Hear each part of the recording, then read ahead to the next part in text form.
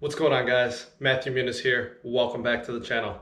We have three passions: family, fitness, and finance. Today, we're going to talk about how owning my own gym allows me to save a lot of money and how potentially building your own gym inside your garage, barn, or basement, one of those things, can actually be a good financial investment for your future. So come on, let's go.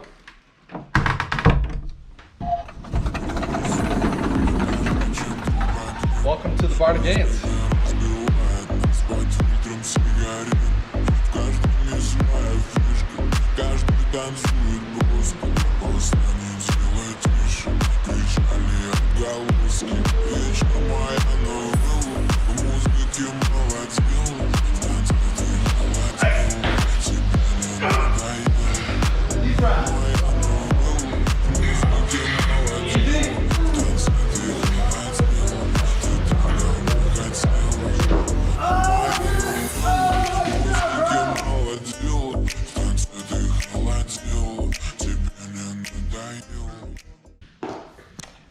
So when you first walk into my gym, in this corner, we keep a few things. We got some medicine balls, we keep all of our shoes, our ab mat sit-ups, our yoga mats.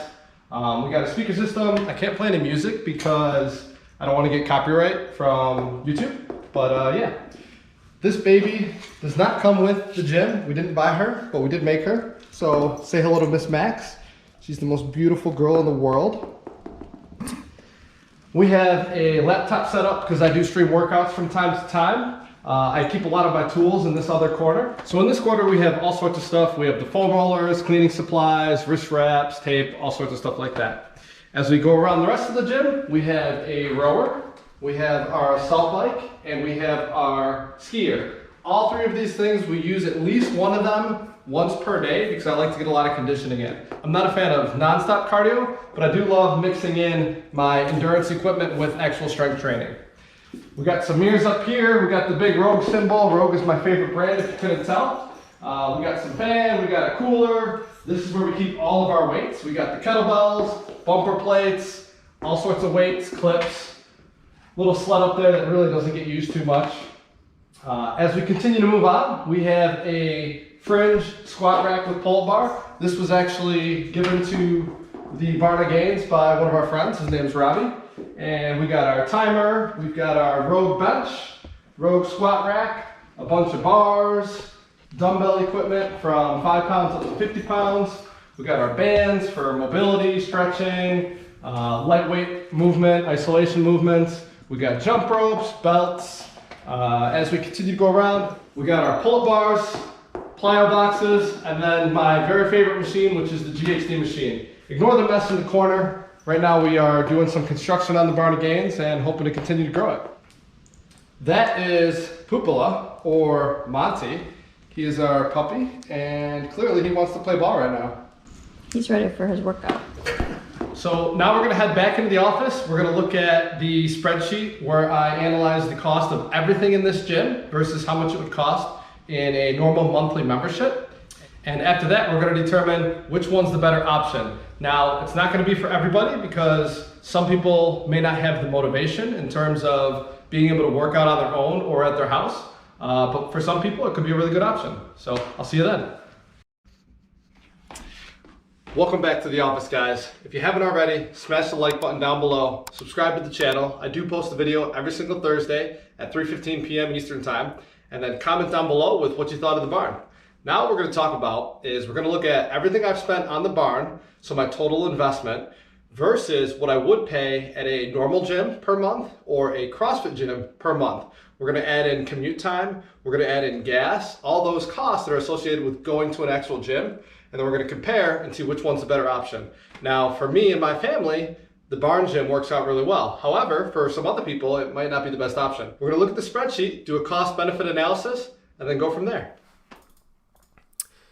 So here I have a spreadsheet for the Barn of Gains and all of the purchases for the total investment. I started the gym about 7 years ago, and over the years, I've purchased all of these items on the left-hand side. This is everything that's in the barn. The quantity, and then we have the cost of each individual item. The total is important because this is what I actually spent on each item. Notice how some of these items say 0, and that's because a friend purchased it and donated it to the Barn of Gains. The split with a friend means that a friend and I went in half and half on certain equipment, and we used that equipment, but I only had to pay for half of it. The next box we have here is comparing the membership costs of a regular gym or a CrossFit gym versus my purchases for the barn. One thing to include is monthly miscellaneous charges, such as like cleaning supplies, and then also a utility bill of $30 per month because I do pay electric for it. I've included this in the formula in here where I'm taking the monthly cost minus $35 a month because I have to include that in the cost analysis. So when looking at this box, it would cost us $175 a month to go to a CrossFit gym if we're going off 10 gallons per gas per month. And same thing for the super cheap, except the super cheap gym would only be $45 a month. And this would be like a Planet Fitness or something. It's going to take us 5 years to reach our initial investment of going to a CrossFit gym or my entire barn.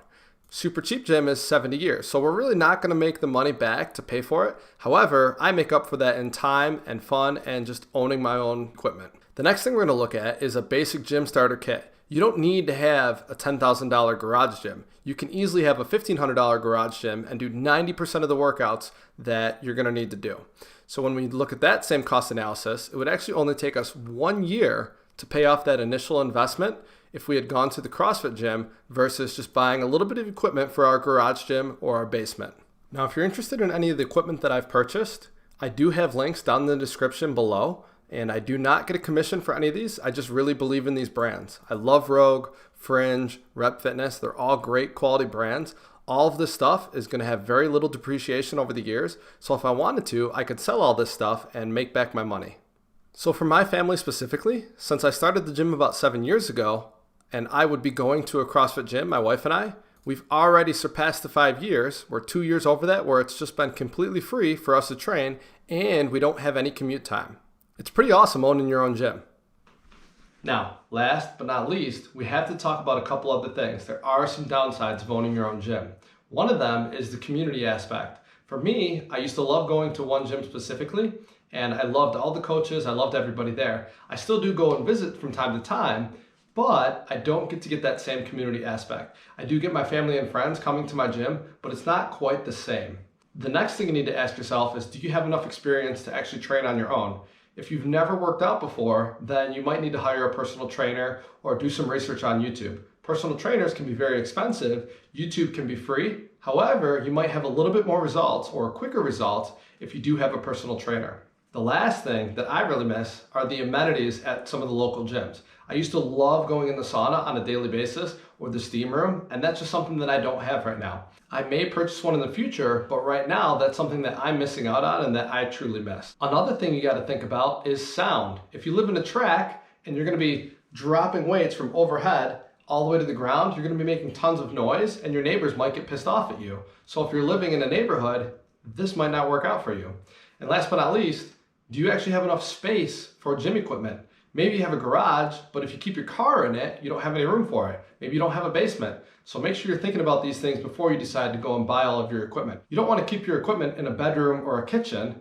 You just need to figure out if you have enough space. So if you found this video helpful or interesting and you haven't hit the like button yet, make sure to smash it down below. Once again, subscribe, comment, let me know what you thought, and I hope to see you in the next video. Thank you. Take care.